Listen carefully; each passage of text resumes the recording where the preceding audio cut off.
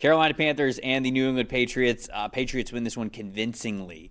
42-13 was the final score. The top 5 graded players that we had for New England at the very top of the list. Offensive guard Mike Onwenu with an 86.5. Defensive tackle Christian Barmore an 85.9. Wide receiver Stephon Diggs an 85.7. Linebacker Robert Spillane an 81.1. And then linebacker Jack Gibbons a 77.3. Drake May in this one with a 76.5 overall grade. On Carolina's side of things, good to see Derek Brown at the top of this list. He needs to be. 83.7. Offensive guard Brady Christensen with an 83.5. Defensive tackle Ashawn Robinson an 80.4. Offensive tackle Taylor Moton with a 75.0. Rookie wide receiver Tetron McMillan rounding us out here in the top 5 with a 70.5. Bryce Young a 53.7 in this game. Stats told the story, Dalton. What do we got? Tell you what, you want efficiency.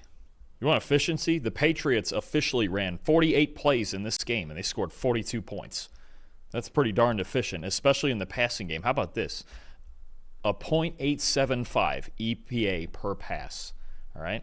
That's the highest in the NFL in a single game since the Drew Lock game last year, Giants versus Colts, when he teed off on the Colts and eliminated him from the playoffs. Who could forget? And think about this. For all the years we had Tom Brady in New England, right?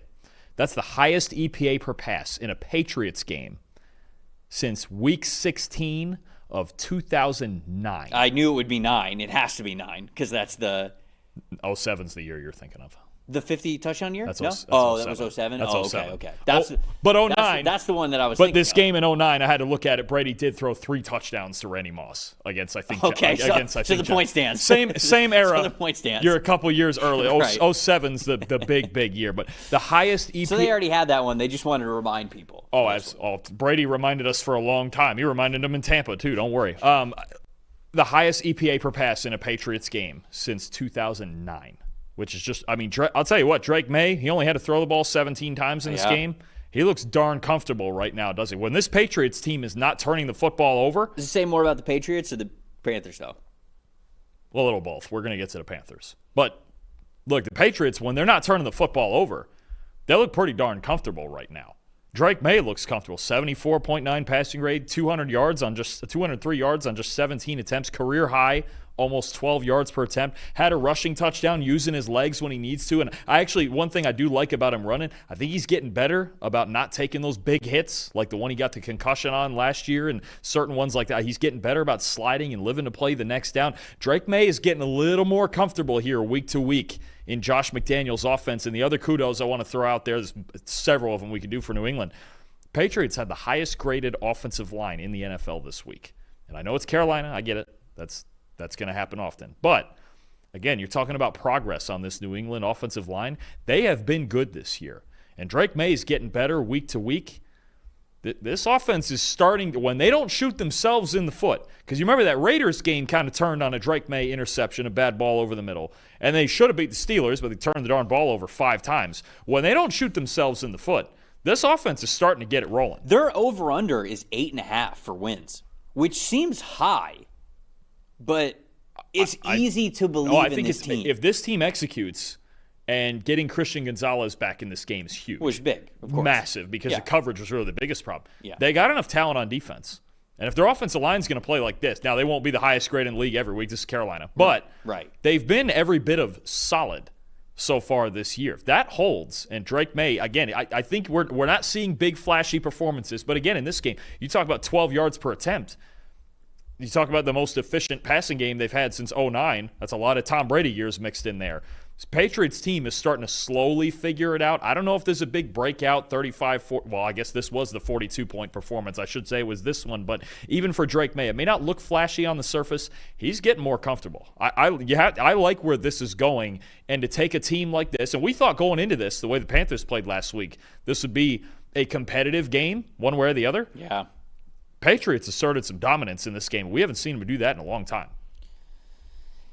I think the stat that told the story is the Patriots 100% in the red zone. They were 4 for 4 in the red zone. They really got it done. I mean, that's really, really important. I think when you talk about Drake May being the talent that he is with his arms and his legs, that has to show up in the red zone. Because when you have that true dual threat type of a player at the quarterback position, it makes you so difficult to defend in the red area. And red zone is obviously important because it's a difference of, coming away with 7 points instead of 3 or 0. Zero, like they did multiple times last week. Right, but when you get into the red zone, execution is so much more important and so much more difficult to do because the space is limited, right? You don't have a receiver to take the top off a defense. You don't have a receiver to carry a corner and a safety deep down the field and open something up underneath. You just don't have that because the defense can use the back of the end zone as that.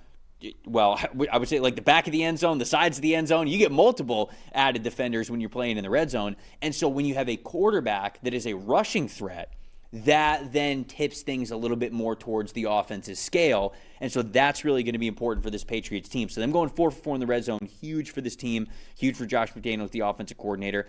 I was very impressed by the Patriots run game.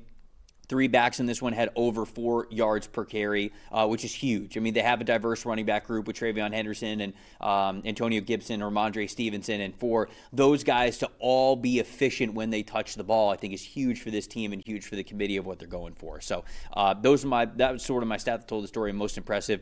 Your most impressive before we'll talk about the Panthers here in a second to round out this amongst all of the guys who played great, because a lot played great for the Patriots. And to your red zone point, again, last week against Pittsburgh, 2 for 4 with 2 turnovers down on the goal line.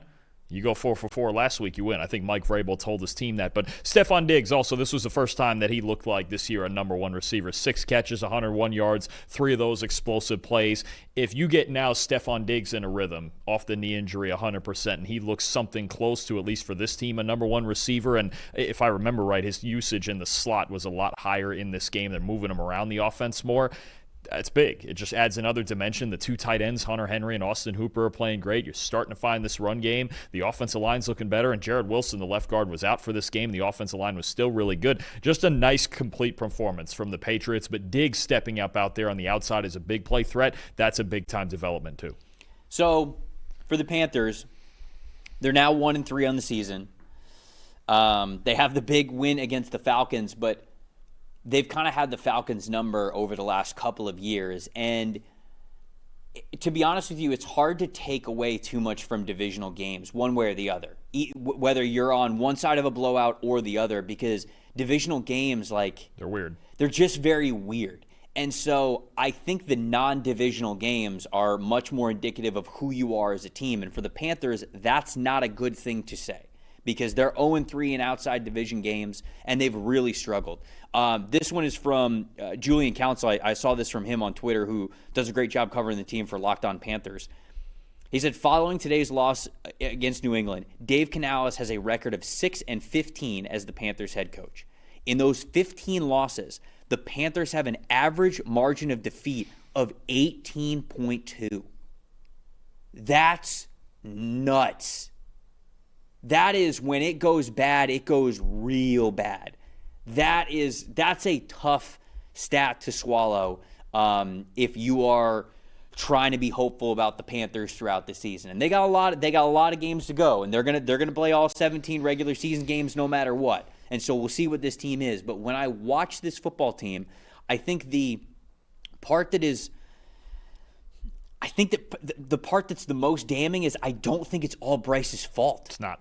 Like, I watch Bryce and I go, yeah, I mean, is Bryce perfect? No.